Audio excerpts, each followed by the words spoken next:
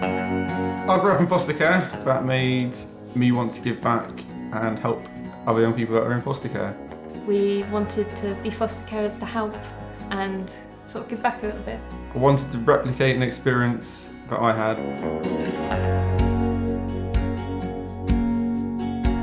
When I first started inquiring about foster carers, I did think there would be barriers. I'm a single foster carer, I'm a single person. Single people can definitely foster. I was working part-time, but that's not a problem with Portsmouth City Council. You can still work and foster at the same time. The barriers that we think are there aren't always there.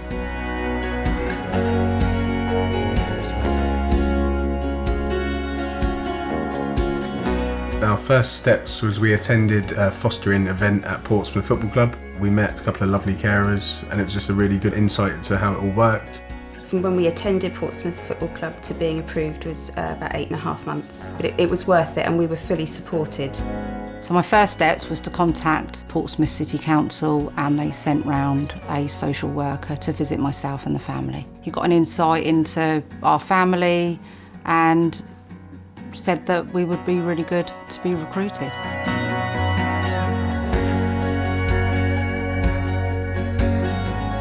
So once you become a foster carer with Foster Portsmouth, there's so much support. I mean, the obvious example is that we have our own supervising social worker. It's really important to have a social worker. They're there to support you, find out how you're getting on. My supervising social worker comes out once a month to see me, but just because you've got that once a month doesn't mean you can't phone up for more. There is an out-of-hours contact number that you can call in an emergency. There's always someone on the end of the phone. Foster Portsmouth are great because they've got the Mockingbird project, which is a constellation of foster carers in a group of about 10.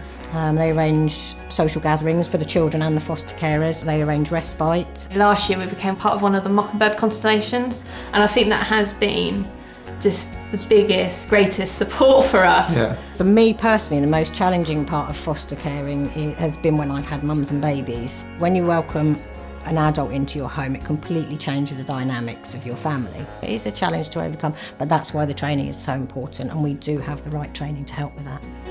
Sharing information helps, socialising for the children and for the foster parents. Knowledge is power.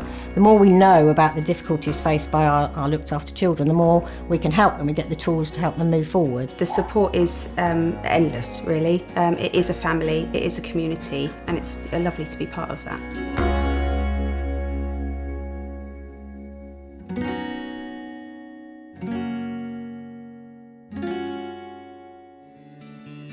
The financial support for foster carers is based on a tier system. So there's level 1 to level 3 foster carers. Level 3 foster carers typically take on more challenging children. For me, it's children with disabilities, and there is a weekly package of financial support for all carers that covers the children's basic needs, the things that they need, and then your professional fee. The financial support that we've received from Portsmouth City Council has enabled us to offer our young person some really positive opportunities, some activities, some breaks away, but to also make him feel good about himself. So what we've been able to do is buy him some nice clothes to raise his self-esteem, to raise his confidence. He feels like he's worth something now, which has been absolutely lovely to watch him grow.